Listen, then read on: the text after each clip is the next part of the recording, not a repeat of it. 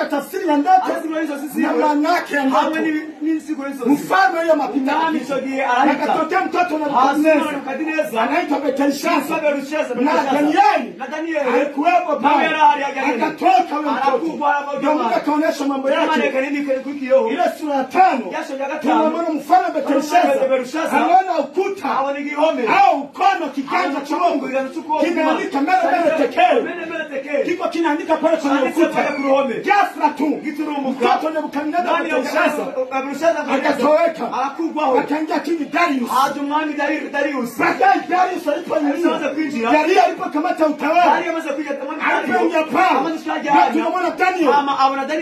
Ndio hapo tunamwona Daniel. Ni sura ya 6.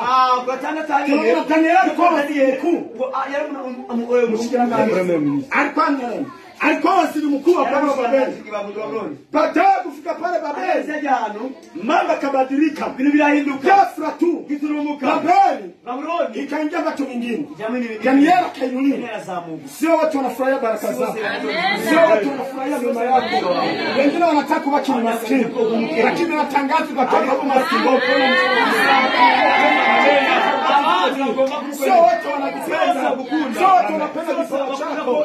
Sio watu wanapenda karama yako. Wengine wanataka amani, wanataka ufe.